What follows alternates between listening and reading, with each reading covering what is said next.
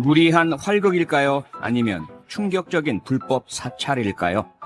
점입 가경, 딱 이 사자성어가 생각나는 요즘입니다.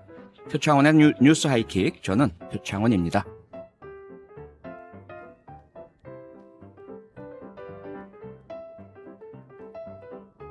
어제 뉴스 하이킥에서 긴급 속보로 전해드렸죠. 사상 초유의 현직 검찰총장 징계안이 나왔습니다. 대낮에 활극을 멈추라는 얘기와 불법 사찰을 아직도 검찰이 하고 있었냐는 얘기가 동시에 들리는 하루였습니다. 지켜보는 국민들에겐 피로감만 가득한 오늘이었고요. 잠시 후에 검사 출신 오선희 변호사를 모시고 도대체 어떻게 된 일인지, 앞으로는 어떻게 될지 들어보겠습니다. 매주 수요일은 여러분의 목소리로 방송을 채우는 날입니다. 뉴스와 내 고민 코너가 있는 날인데요. 오늘의 주제는 올해 직장인들의 송년회 고민입니다.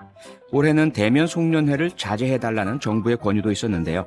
송년회와 관련된 여러분의 의견과 고민 지금부터 기다리겠습니다.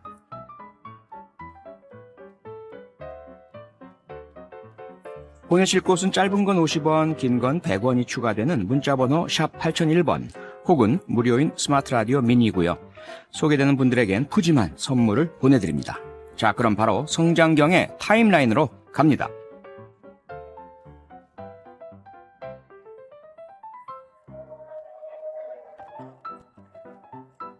성장경의 시간은 거꾸로 흐른다.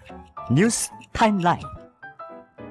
뉴스의 시간을 거슬러 올라가는 남자, MBC 보도국의 보배 성장경 기자입니다. 어서 오세요. 안녕하십니까. 네, 조금 전에 제가 말씀드렸는데요. 네. 오늘 뉴스와 내 고민 주제가 송년회이거든요. 네. 성장경 기자는 올해 송년회 계획, 기자분들도 뭐 국별로 팀별로 송년회 늘 많이 하잖아요. 그렇죠. 11월 초순부터 시작 보통 하는데요. 예. 올해는 지금 송년회는 물론이고 그냥 잡혀있던 몇 명 저녁 만남, 모임들도 모임도? 지금 다 취소를 한 상태예요. 그러게요. 그리고 아마 12월 달에도 아마 이 상태가 계속 된다면은 송년하기 쉽지 않지 않을까 올해는. 네. 그런 생각을 하고 있습니다. 예.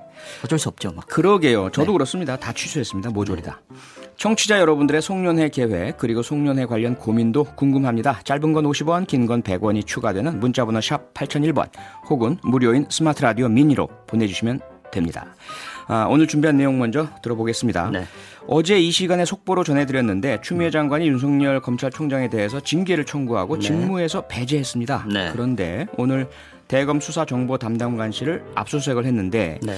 이게 판사 불법 사찰 관련된 증거 찾는 과정인가요? 그렇습니다. 바로 징계 청구 사유 중에서 그동안 제기되지 않았던 새로운 사실. 그래서 많은 분들이 좀 놀랐는데 판사에 대한 불법 사찰 지시했다. 이 내용 때문입니다. 예. 어제 추 장관이 감찰에서 확인했다고 한 게 지난 2월에 대검 수사정보 정책관실이 조국 전 장관 사건 등 주요 사건 재판부 판사들의 개인정보 그리고 성향 자료까지 수집해서 윤 총장에게 보고를 했고 네. 윤 총장이 이거를 반부패 강력부에 전달하라 이렇게 지시했다는 거였습니다. 그래서 오늘 대검 감찰부가 이 수집을 했다고 하는 대검 수사정보 담당관실에 대한 압수수색을 벌인 거고요. 네. 여기에 대해서 보고가 있었다 이렇게 법무부가 밝혔습니다. 감찰부가 여기서 컴퓨터 또는 하드디스크 정도 되겠죠. 네. 확보를 했다는 거고요. 거기서 분석 중인 것으로 지금 알려지고 있습니다. 법무부는 추미애 장관이 대검 감찰부로 하여금 현재 수사 중인 혐의 외에도 검찰총장의 추가적인 판사 불법 사찰 여부 및 그 밖에 검찰총장의 사적 목적의 업무나 위법 부당한 업무 수행 등 비위 여부에 대해 감찰할 것을 지시했다 이렇게 덧붙였습니다. 네, 무척 빠르게 움직이는 모습인데요. 네, 그렇죠. 징계 관련 논의도 바로 시작될 것 같은데요. 네, 윤 총장 징계 여부와 징계 수위를 결정하는 것은 검사 징계위원회에서 하게 되는데요. 네. 아마 다음 주는 돼야 소집이 될 것으로 보입니다. 아. 이 검사 징계위가 법무부 장관이 위원장이 되고요. 네. 그리고 법무차관, 장관이 지명한 검사 2명, 그리고 장관이 위촉한 변호사, 법학 교수, 그리고 학식과 경륜을 갖춘 인사 이렇게 해가지고 모두 7명으로 구성됩니다. 그런데 네. 현재는 지금 징계위가 없거든요. 그러니까 징계위원들을 다 새로 위촉을 해서 징계위를 꾸려야 되기 때문에 빨라도 아마 다음 주는 돼야 징계 논의가 시작될 수 있다라는 겁니다. 네. 이 징계위에서 심의를 열어서 위원 과반수 찬성으로 징계를 의결하게 되는데 징계 수위가 견책까지는 법무부 장관이 징계를 바로 할 수가 있는데 그 이상 그러니까 감봉 이상 정직 해임 이런 중징계가 의결되면은 장관이 제청을 해서 네. 임명권자인 대통령이 이 징계를 시행하게 됩니다. 예. 윤석열 총장은 직무정지, 효력정지, 가처분 신청 등의 네. 법적 대응을 예고했지 않습니까? 오늘 오전에는 갑자기 국회 법사위 나간다 이런 소식도 들렸었고요. 이건 네. 어떻게 됐습니까? 오전에 국회 법사위 전체 회의가 있었는데 여기서 야당인 국민의힘 쪽에서 윤석열 총장에게 긴급 현안 질의를 하겠다라고 했고, 그러니까 이제 윤호중 법사위원장이 민주당이죠. 네. 여야 협의가 없었으니까 안 된다라고 하면서 회의를 끝내려고 했는데 네. 김도읍 간사가 이런 얘기를 했습니다. 지금 윤 총장이 지금 서초동에서 출발을 했다고 한다. 어허. 조금만 기다리자라고 네. 한 겁니다. 그러니까 깜짝 놀란 거죠.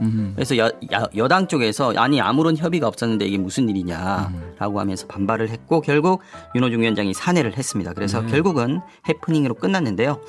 민주당 간사인 백혜련 의원은 의회를 능멸하는 행위다 이렇게까지 얘기했습니다.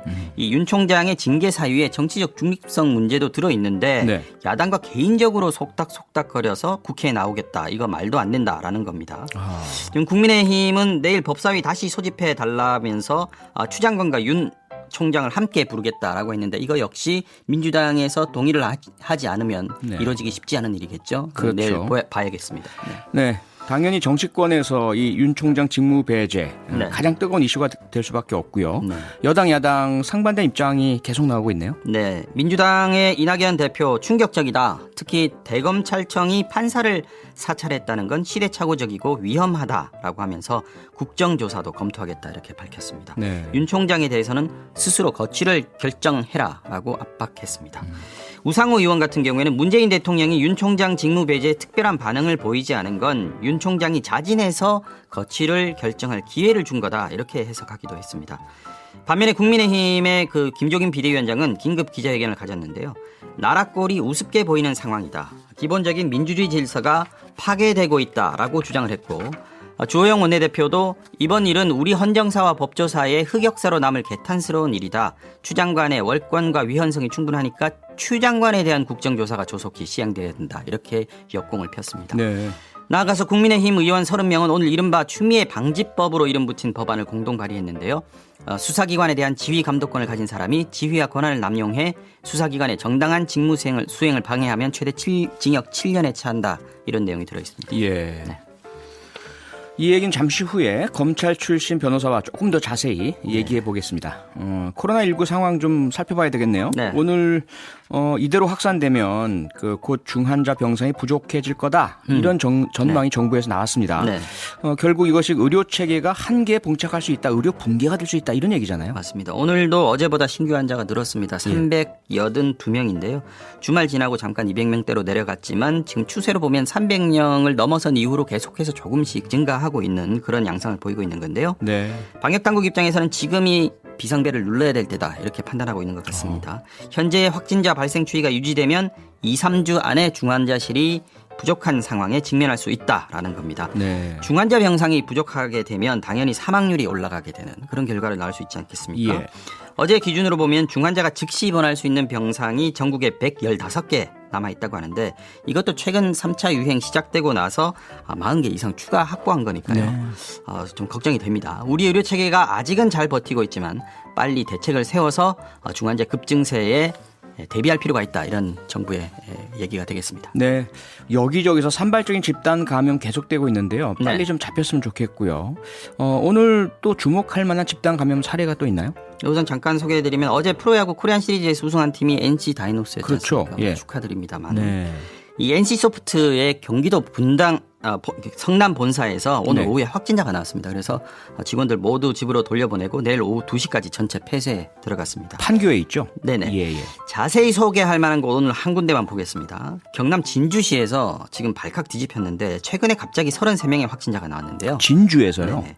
이 중에서 마을 이장과 통장이 지금 대부분이고 오호. 가족들 4명이 포함되어 있습니다. 알고 보니까 진주시에 속해 있는 마을 이장과 통장 회장단 21명이 지난 16일에 제주도에 2박 3일 단체 연수를 다녀왔어요. 2박 3일 동안에 관광지 등을 돌았는데 이때 진주시청 공무원이 인솔자로 함께 갔고 단체 버스를 타고 돌아다녔습니다. 예. 일정이 끝나고 진주로 돌아온 다음 날부터 60대 이장 한 명이 열이 나는 등 증상을 보였고 닷새 뒤에 이 사람이 확진이 됐습니다. 아하. 그러니까 이제 같이 갔던 이장과 통장들 지금 부랴부랴 검사를 했는데 네. 이장 통장 21명 같이 간 사람 중에서 14명 확진이 됐고요. 어. 인솔한 공무원 아까 말씀드렸죠. 예. 그리고 버스에 운전한 기사 그리고 이장의 가족 4명까지 확진이 됐습니다. 네. 근데 여기서 또 끝이 아니에요. 확진자 중에서 60대 통장 한 명이 있었는데 이 네. 사람은 제주도 또 갔습니다. 다시요. 네, 지난 18일 날 이제 16일부터 2박 3일이었으니까 18일 날 돌아오지 않았겠습니까? 예. 그런데 20일 날 또 2박 3일 통장 워크숍을 이번에는 간 겁니다. 자기 동네 통장 18명 그리고 동사무소 직원 2명과 함께 갔는데 그러니까 18일 날 돌아와서 이틀 만에 다시 또 비행기를 탄 거죠. 예. 그리고 이 워크숍에서 통장 11명 그리고 동사무소 직원 2명이 또 감염이 됐습니다. 아이고. 이 두 번 다 합하면 모두 33명이 확진이 된 건데 이 두 번의 제주 연수 모두 진주시가 비용을 댔습니다. 이 시장실 등 진주시청 한 개층이 폐쇄됐고요. 환자들이 다녀간 6개 행정복지센터 그리고 의회청사도 문을 닫았습니다. 진주시장도 확진자 동선하고 겹쳐가지고 자가격리가 됐는데 죄송하다고 사과했습니다. 지금 네. 주민들이 화가 날 법한 게 지금 아슬아슬한 이 와중에 굳이 단체 연수를 갔어야 했는가. 그러니까요. 주민들과 또 이장 통장이면 대면 접촉도 굉장히 많은 분들 그렇죠. 아니겠습니까?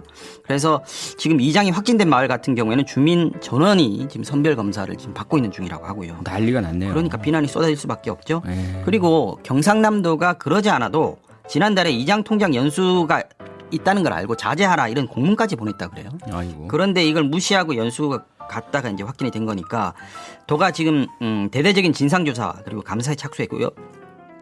진주시장 사퇴하라 이런 시민단체들 목소리도 나오고 있습니다. 예, 사태로 되겠습니까? 이 감염병 방지법 위반 조사도 있어야 될 것 같은 느낌도 드는데 네.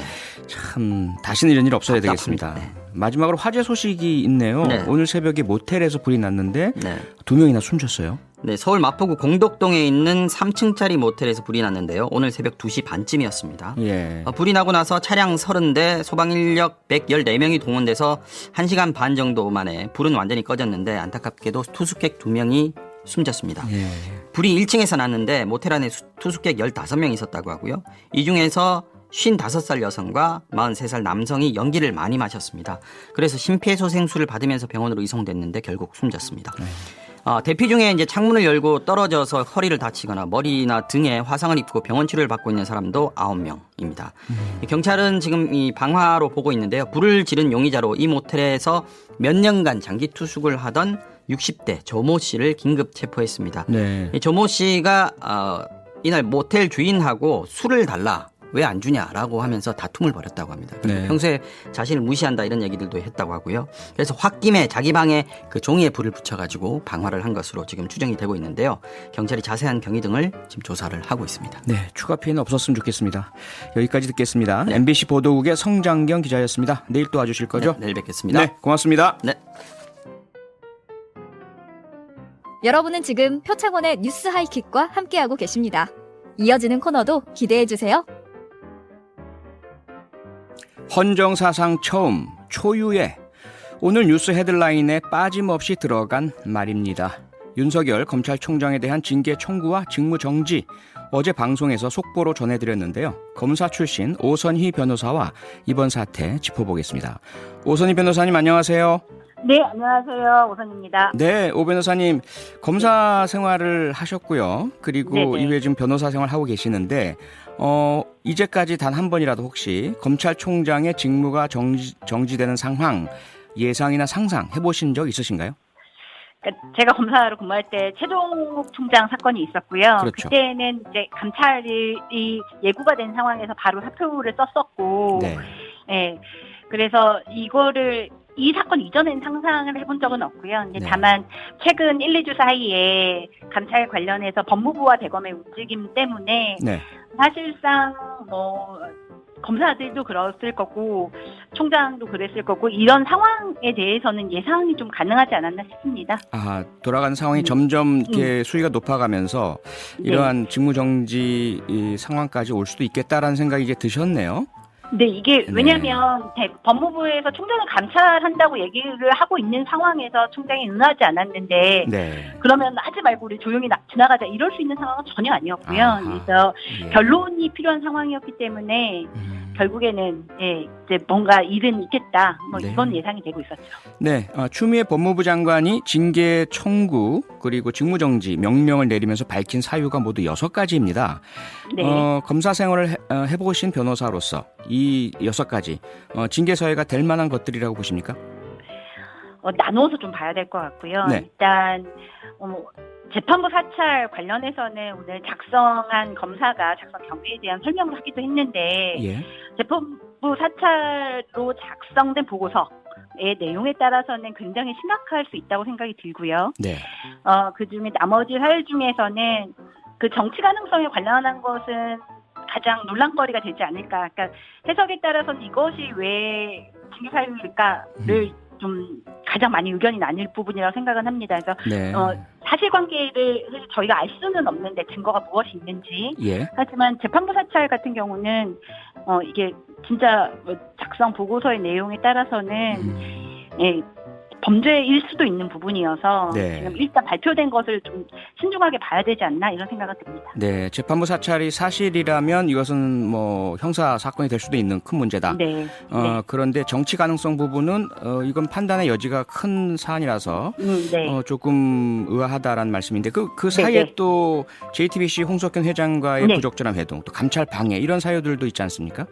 그러니까 홍 회장과의 부적절한 회동은 그 이제 부적절이란 단어가 들어갔는데요. 이게 네. 부적절이 어떤 맥락에서 부적절인지가 사실 음. 궁금합니다. 그러니까 부적절이라는 것이 관련 사건이 있어서 네. 공정성에 의심이 있을 수 있는 이런 얘기가 들어갔는데 네. 관련성과 홍 회장과의 그 관련 사건이 그 관련이 어느 정도 밀접하냐 또는 그 회동에서 나눈 대화, 네. 참여한 사람들이 누가 있었는지 약속한 경위 이런 거에 따라서는 역시 해석의 여지가 좀 많이 남아 있고요. 그래서 법무부에서 근데 이것들을 전부 다 감찰 사유에 넣었을 때는 당연히 좀 조사가 이루어지고 참고인이나 객관적인 자료들이 있지 않을까 이렇게 좀 막연히 추측은 되지만 네.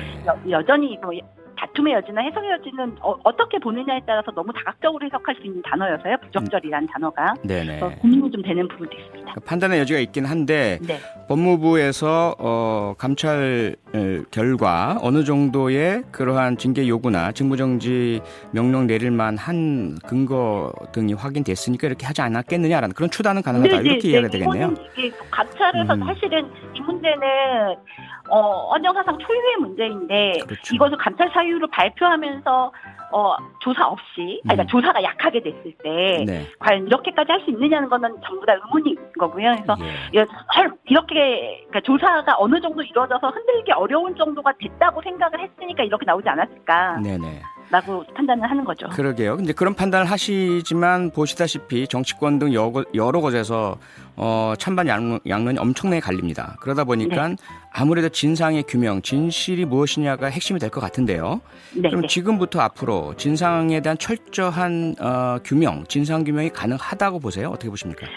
이 감찰과 징계인데요. 네. 이제 이게 검사 징계법을 봐도 징계의 내용이 외부에 알려질 수는 없어요. 네. 그러니까 이게 문제인 거고요. 그래서 감찰 내용이 알려지기는 어려운데 그래서 외부에서 어떤 증거가 있고 뭐 어떤 근거로 저렇게 징계가 됐다는 거를 알기는 어렵겠지만 네. 근데 다만 징계위원회는 열릴 것이고 그 징계위원회의 결과가 나오겠죠. 그래서 징계위원회의 결과에서 어떠한 징계 사유로 총장이 뭐 어떤 징계위원회 결과가 났다고 하면 이제 외부에서는 추정은 가능할 것이고 네.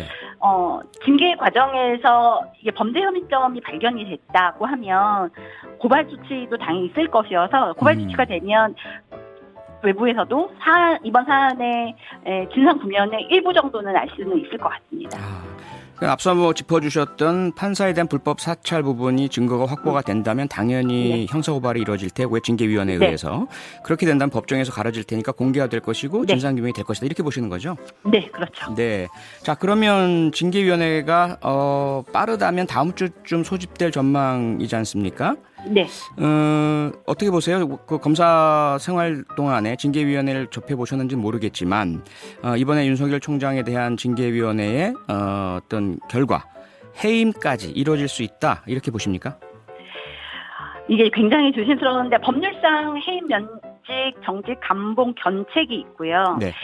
네, 근데 이게 이제 검찰총장이죠. 대통령이 임명하고 국회 청문회를 통해서 이제 임명된 검찰총장에 대해서 징계위원회가 열리는데 네. 정직 감봉하자고 이렇게 하지는 않을 거라고 추측은 할 수 있고요. 아하, 예. 그렇다고 한다면 지금의 상황은 이렇게 면직이나 해임을 것을 앞둘 수 있는 네. 그러니까 중대한 그러니까 추미애 장관이 밝힌 대로 중대한 사안이 있으니까 징계위원회가 열릴 거라고 생각이 들고 네. 물론 징계위원회에서 기록을 보고 결론을 내려야 하겠지만 징계를 청구하는 입장에서는 이게 해임까지 갈 수 있는 중대 사안이라고 판단했으니까 이렇게 되지 않았을까라고 생각합니다. 네. 하지만 잘 아시다시피 공무원에 대한 징계는 징계권자의 결정으로 끝나는 게 아니잖아요. 행정소송도 있고 소청도 있고요. 네. 당장 윤석열 총장은 법적 대응 끝까지 가겠다라고 밝혔고요. 지금 현재 행정소송과 직무정지 처분에 대한 집행정지 신청 가처분이죠. 네. 두 가지. 지금 절차가 시작됐나요? 어떻습니까?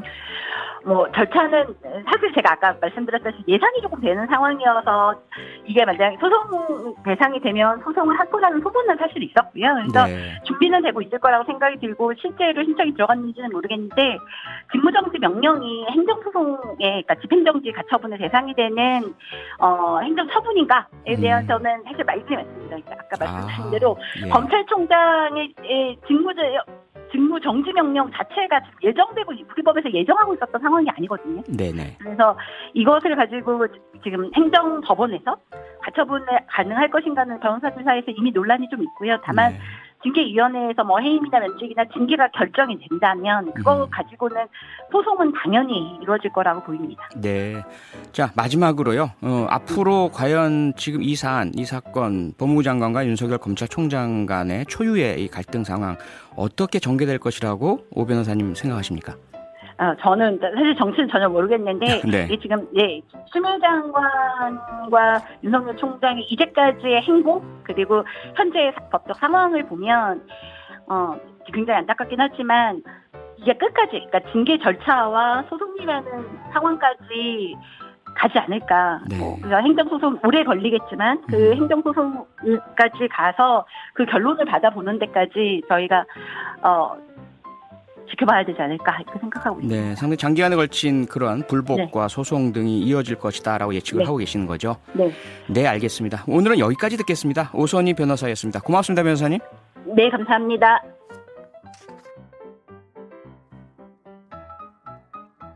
지난달 가계대출이 7조 6천억 원 우리나라 늘었습니다. 합계 출산율은 세계 최하위. 실내 50명 이상, 실외에선 100명 이상 모일 수 취업하지 못한 청년이 160만 명을 넘어섰습니다.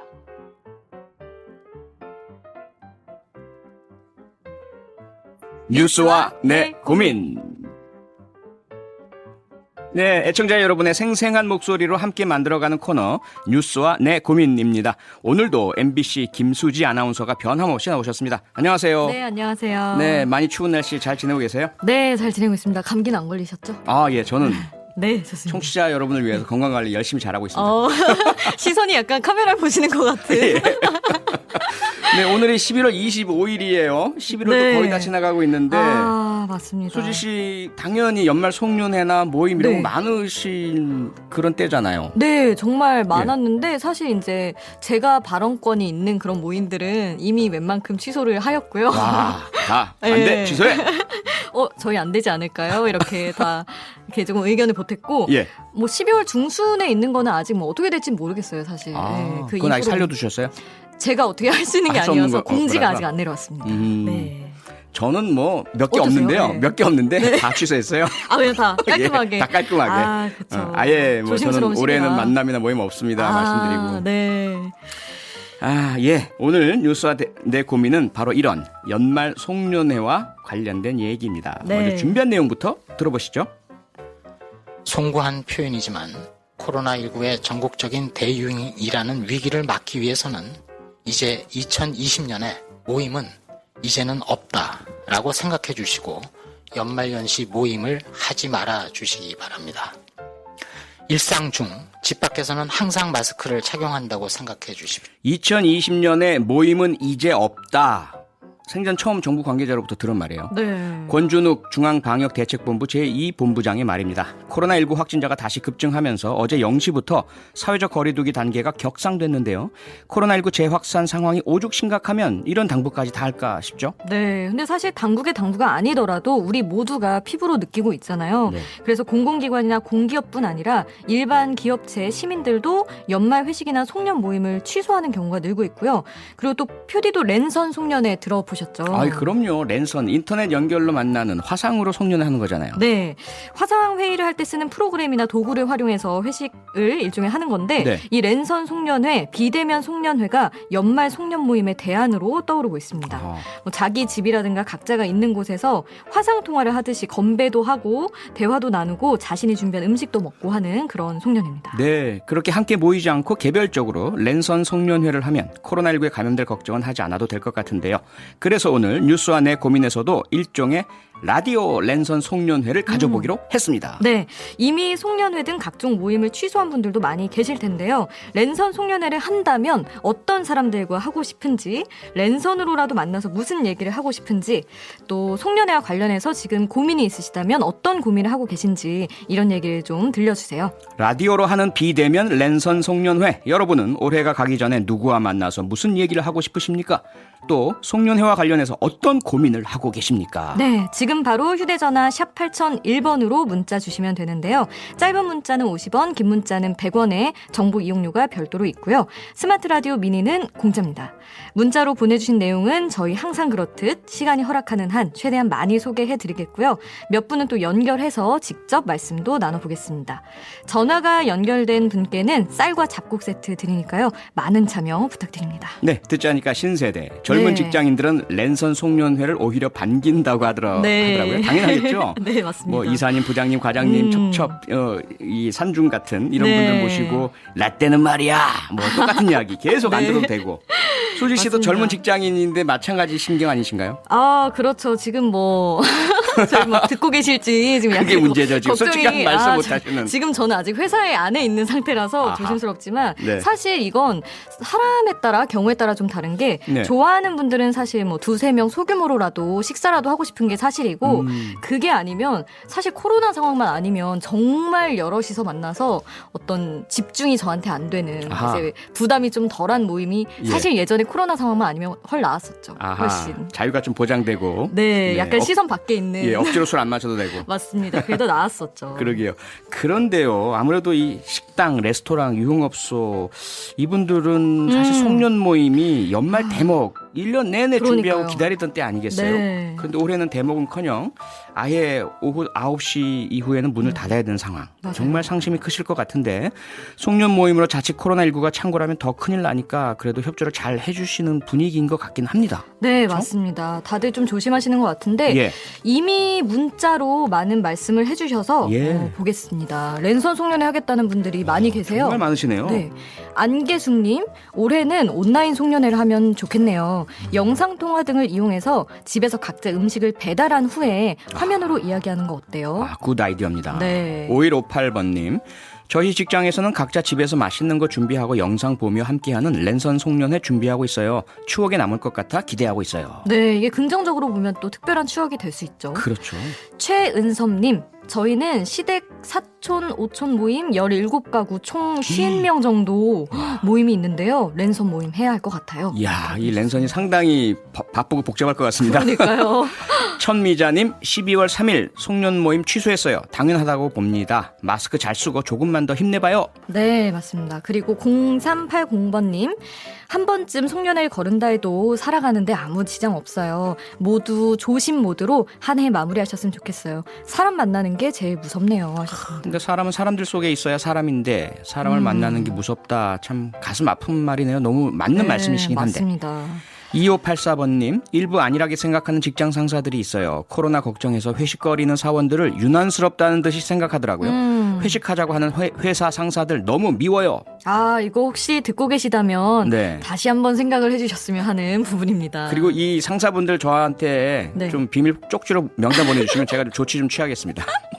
아, 표디의 조치 너무 기대됩니다. 예. 네, 9193님, 저희 회사는 전 직원이 헌혈로 송년회를 대신하기로 했어요. 멋지다. 청취자분들도 많이 해주세요. 멋집니다. 아, 진짜 네. 멋지시네요. 그리고 조옥선님, 저희 회사는 송년회를 매년 간단하게 했었는데 올해는 송년회를 안 하고 대신 그 돈으로 저희 회사 근처에 장애인 복지센터가 있는데 약소하지만 기부금에 보태기로 결정했네요. 마음 뿌듯하네요. 동참할 수 있다는 점이에요. 와, 너무 좋은 일도 하시고 너무 멋지십니다. 정말 멋진 곳입니다. 회사 이름을 알면 홍보해드리고 싶은데. 그러니까요. 네. 자, 5086님, 저는 할줌마회 모임을 하고 있어요. 할줌마회. 이 직관적인 이름 무엇이죠? 와. 이 모임도 송년회를 안 하기로 결정했습니다. 네, 할줌마회. 아, 이 멋진 모임 같은데요. 그러니까요. 한번 전화 연결해서 자세한 말씀 좀 들어보겠습니다. 여보세요? 네, 표디 반갑습니다. 네, 반갑습니다. 안녕하세요. 아, 어디 사시는 누구신지 본인 소개 좀 부탁드릴게요. 네, 저는 부산에서 할줌마 모임을 하고 있는 50대 중반 정은재입니다. 와. 네, 정은재님. 할줌마회라는 이름이 살짝 짐작이 될 듯도 하면서 좀 어려운데 어떤 모임인가요? 할줌마는 아직 할머니도 안 됐고 아, 또 아줌마이면서 예비 할머니 예비 그런 할머니. 분들이 그런 분들이 모임이거든요. 아. 몇 명이서 모이세요? 처음에는 11명으로 시작했는데 네. 지금은 사정상 8명으로 줄었어요. 아. 네. 그래서 제가 이 모임은 배드민턴을 제가 옛날에 동호회가 있었거든요. 아. 네, 거기서 이제 알게 된 분들하고 모임을 하고 있는데 아하. 네. 회원들은 50대에서 60대까지 계신데 네. 제가 여기서 막내거든요. 아, 막내라서 뭐 막내세요. 재롱도 좀 많이 피우고 예. 그러니까 저랑 거의 동년배 같으신데요. 저희는 그러면 할저씨회를 만들어야 될 것 같습니다.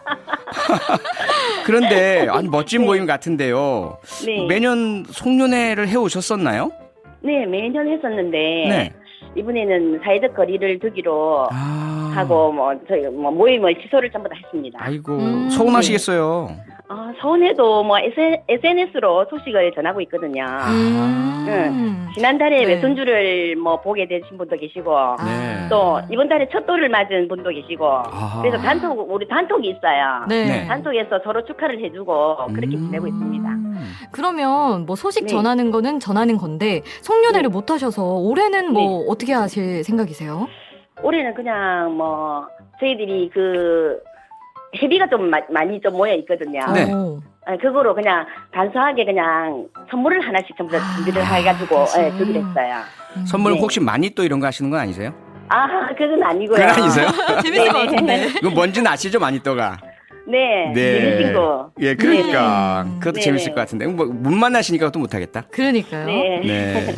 자, 회원 여러분들께 막내로서 한 말씀 주십시오. 지금 기회를 드릴게요. 네.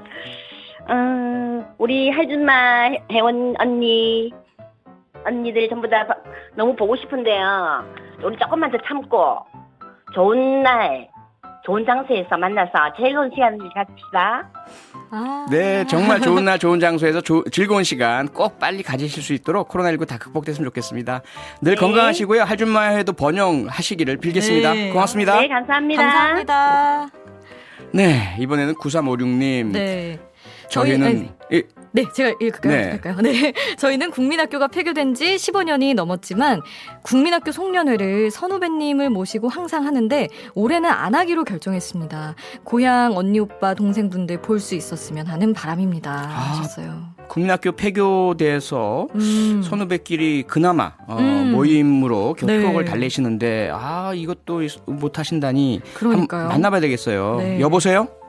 여보세요? 안녕하세요. 안녕하세요. 네, 안녕하세요. 본인 네, 반갑습니다. 네, 어디 사신 누구신지 본인 소개 좀 부탁드릴게요. 네, 서울에 사는 박찬순입니다. 예. 안녕하세요. 네, 안녕하세요. 다니시던 국민학교가 폐교됐다고 하셨는데 네, 어디인가요? 네. 강원도 평창군에 있는데요. 네. 네, 거기는 폐교가 되고 없어요. 근데 항상 네. 송년회도 하고 1년에 한 번씩 운동회를 했는데 그걸 못하게 올해는 그냥 아예 그냥 만나지도 못하고 너무 아쉽습니다. 평창이면 햇빛 700, 해발 700m 가장 네네네. 인간이 행복하고 쾌적한 곳 아닙니까? 네네. 그곳에 있었던 국민학교라니 너무 그립고 좋으셨겠어요. 근데 15년이나 됐어요, 폐교된 지가? 네, 폐교된 지 15년 됐는데 예. 이제 그 안에 다 동네 시골에는 다 동네잖아요. 네. 그러다 보니 부모님들이 계시니까 서로 왔다 갔다 하면서 다 연락이 되고 있었어요. 부모님은 계속 사시고 그곳에. 네네. 그러다가 이제 어르신들은 거의 다 돌아가셨어요, 이제. 네. 그런데도 이제 선후배도 있다 보니까 친구의 오빠가 또 오빠고 이렇게 다 연결이 되다 보니까. 네네. 예, 그래서 이렇게 계속 모임을 갖고 있는데. 네. 너무 아쉬워요. 아이고. 그러면 학생 수가 줄어들어서 폐교가 됐나요? 네. 거기가 아기들이 없으니까. 탄광촌이었어요. 탄광촌이었었는데 이제 이제 탄광이 그게 되면서 폐광되고 하면서 자꾸 이사 가고 하다 보니까 완전히 이제 나중에는 이제 그게 그렇게 됐는데 그래도 아쉬워갖고 고향 분들이라서 서로 연락하고 그리고 그랬어요. 그래도 그렇게 이어가시는 게 네. 진짜 너무 서로에게 각별하게 느껴지실 것 같은데 선후배가 다 모이면 그럼 인원은 어느 정도 되세요? 거의 항상 100명, 100에서 한 100명 정도 됐어요. 많구나. 네. 그러면 그 인원이 어디에서 원래는 모이셨어요, 보통? 이제 한 번에는 강원도에서 만나고 네. 이제 한 번은 서울에서 이제 또 만나고 운동회는 저희가 그 폐교된 운동장이 있어요. 거기로 가셔서. 그래서 네, 일부러 그 운동장을 빌려서 저희가 거기서 항상 했어요. 폐교됐지만 학교는 그대로 부지가 남아 있네요. 운동장만 남아있어요. 운동장만. 네. 아니 근데 100명 넘게 모이시면 서로 인사하시다가 하루가 다 갈 것 같아요. 그러니까요. 네, 진짜 재미있어요. 그럼 하루 온종일 그냥 운동회를 하는 거예요. 초등학교 때처럼. 예. 너무 재밌겠다. 뭐 2인 삼각도 하고 막 과자 먹기 네, 네. 이런 것도 하고 그러시겠네. 네, 이어 달리기도 하고 이어 막 달리기. 오줌이 던지기도 오줌이 해도 던지기. 지금 얘기하시면서도 너무 그때 생각에 맞아요. 예, 네. 너무 기분 좋아하시는 것 같아서 올해가 더 아쉽습니다. 올해는 아예 운동회도 못했지. 그러니까요. 네, 송년회도 이제 서로 의논을 해서 취소하기로 했어요. 아이고. 그래서 그 아쉬운 마음을요. 저희가 기회를 드릴 테니까 방송에서 고향 언니 오빠들께 직접 해 주십시오. 지금. 네. 회장님을 비롯해 율곡초등학교 정말 너무너무 재밌었고 우리 의리는 누구도 따라올 수가 없는데 선후배 언니 동생 오빠분들 내년에는 꼭 다시 얼굴 만나서 운동장에서 뛸 수 있었으면 좋겠습니다. 건강하세요. 네, 15년 전에 폐교된 강원도 평창 율곡 국민학교 선후배 동창 여러분 꼭 건강하시고 내년에 꼭 만나시길 저희도 같이 기원해 드리겠습니다. 감사합니다. 네, 고맙습니다. 감사합니다. 네, 수고하세요. 네, 마지막으로 한 분만 더 만나볼까요? 네, 5618번님. 송년회 고민이 있어요. 모임 예약 시 12월 예약금은 환불되지 않는다고 안내를 했기 때문에 17일 전인데도 예약금은 돌려주지 못한다고 하는데 돌려받을 수 없는 건가요? 총무가 난처하게 됐답니다. 지혜롭게 해결할 수 있는 방법을 부탁드려요. 정말 총무님은 난처하시겠네요. 그러니까요. 이분 고민이 많으실 것 같은데 한번 만나보겠습니다. 네. 여보세요? 네, 여보세요. 네, 안녕하세요. 자기소개 좀 네, 부탁드릴게요. 반갑습니다. 네. 소개 좀 해주세요. 어디 사시는 누구시죠? 서울 사는 전영분이고요. 네. 고등학교 동창 모임인데 예. 우리가 11월 10일에 예약을 했는데 안내 문자를 그렇게 받았거든요. 네. 네, 환불 안 된다고. 예, 예. 네. 근데 이제 코로나가 너무 상과를 하니까 예. 친구들이 또 연령대가 60이 넘다 보니까 다들 불안해 하거든요. 그렇죠. 그래서 17일 전에 전화했는데도 네. 안내를 했기 때문에 환불은 안 된다 하는데 아이고. 사실 저도 식당 입장을 이해를 못하는 건 아닌데 네네. 또 친구들 공금이니까 난감하네요. 이 상황 어떻게 해야 되죠? 친구분들이 숫자가 많으세요? 그러니까 예약금이 좀 액수가 되시나 봐요? 아니요, 예약금은 많이 넣지는 않았어요. 근데 이제 외국에 있는 친구도 있고 해가지고 모이는 친구는 많지 않아요. 지금 네. 학교 동창이라고 하셨잖아요. 네. 예. 어떤 학교인지 혹시 말씀 가능하실까요? 창덕여고요. 창동여고 명문이잖아요. 서울 시내에 있고 글쎄요, 그렇죠? 명문인가요? 제가 이름을 알면요 명문입니다. 오히려 다니신 분들은 모를 수 있어요. 예. 감사합니다. 제가 서울에서 중고등학교를 나왔는데요. 오. 네. 제가 아는 이름이 몇 개 있어요. 근데 창동여고도 그중에 하나인데 표디가 알고 명문입니다. 있는. 네. 감사합니다. 예. 아니 그럼요. 이 환불 문제 때문에 지금 고민이 많으신데 네. 아예 전에 한 푼도 환불이 안 된다 이렇게 단호하게 나오시나요? 식당에서요? 네네. 그 식당에서는 예. 개별 룸으로 돼 있기 때문에 안전하다 이렇게 말씀을 하시는데 안전하니까 오셔라. 예. 근데 친구들은 또 불안해하시고. 야 코로나가 사람 가리니 아이고 그렇죠. 근데 또 걱정이시네. 예약금이 크지는 않다고 하셨으니까 어떻게 네. 얘기를 하는 과정에서 그냥 어쩔 수 없다 하는 분들도 있으신가요? 분위기가 어떤가요?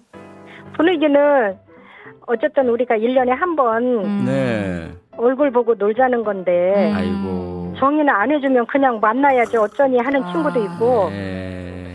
그럼 나는 곤란해. 이런 친구도 있고. 왜냐하면 친구들이 건강이 안 좋은 친구들이 아, 90% 이상이거든요. 네, 저희가요 정말 잘 해결되기를 기원하고 바라겠습니다. 오늘 말씀 감사합니다. 고맙습니다. 네, 고맙습니다. 네, 감사합니다. 네. 야, 어쩌셨어요, 수리 씨? 오늘 여러 가지 참 사연들 많이 들으셨는데 그러니까요. 안타깝죠? 너무 네, 다음 주에 네. 다시 한번 또 그러니까요. 많은 네. 사연 또 보겠습니다. 네. 오늘 고맙습니다. 네, 감사합니다.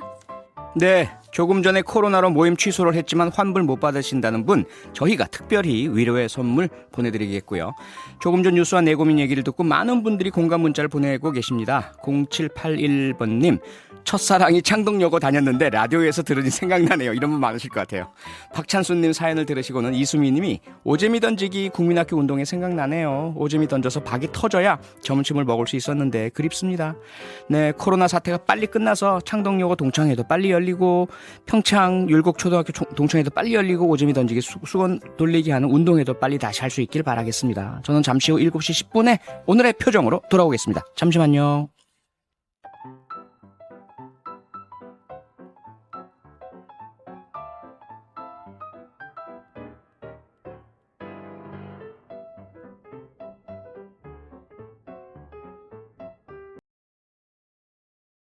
동안 밥을 다 먹은 유일한 날이었습니다. 우리 모두는 점차 좋아질 것이라고 생각했는데 어제부터 오랫동안 정상적으로 식사를 하지 않았기 때문에 제대로 식사를 하면 될 것 같습니다. 그녀는 평생 동안 여자 돈 트랭을 방문할 것입니다. 심지어 울어도 울고 참습니다. 이번에야말로 전화기를 끄는 것을 잊어버려서 전화 통화가 끝날 무렵 무너진 모습이 완전히 드러났습니다. 갑자기 차갑고 장엄한 중년 남자의 목소리가 울렸다. 이곳은 병원입니다. 눈물을 닦고 화를 내지 마십시오. 거의 절망에 찬 비명을 지르는 로왕의 어머니의 목소리가 바로 뒤따랐습니다. 화를 내면 내일 이렇게 될 것입니다. 나는 울 수도 없다. 왜 매일 가짜 마스크를 쓰고 다니나요? 피곤하지 않으세요? 노인님, 아직 양심이 있으신가요? 그렇지 않습니까? 그도 그의 아들이다. 그는 아마도 전혀 상심하지 않았을 것입니다. 간헐적으로 비난이 이어집니다. 다 때문이에요. 그는 할아버지의 말을 들어야 합니다. 당연히 보호 대상입니다. 어린 시절부터 성인이 될 때까지 그는 자신이 원하는 모든 것을 그에게 주었지만 이것이 그를 놀리는 사람에게 불복종하도록 강요한 유일한 것이었습니다. 평소에는 착하고 순종적이었지만 무슨 일이 있어도 자존심이 강한 아이였습니다. 그는 어떻게 그것을 견딜 수 있었습니까? 할머니가 아직 살아계셨다면 그에게 그런 강요를 할 마음은 절대 없었을 겁니다. 시간은 매일 바뀌어요. 그곳에서 나는 홍콩과 베이징 사이의 나머지 부분을 발표하기 시작했고 입장이 바뀌었습니다. 한 번은 꿈을 꾸다가 깨어났는데 본능적으로 비행기를 놓쳤다고 생각했습니다. 의식을 되찾았을 때 나는 지상 1만 미터 이상의 공중에 있다는 사실을 발견했다. 그 순간 나는 베이징과 상하이를 논스톱으로 오가는 비행의 어려움을 진정으로 이해했습니다. 사실 제가 왔을 때 별로 한 게 없고 그냥 그 사람과 함께 있고 햇볕에 밥을 먹었어요. 날씨가 좋지 않은 날, 우리 아이들은 의사의 허락을 받아 동행인의 감독하에 자신의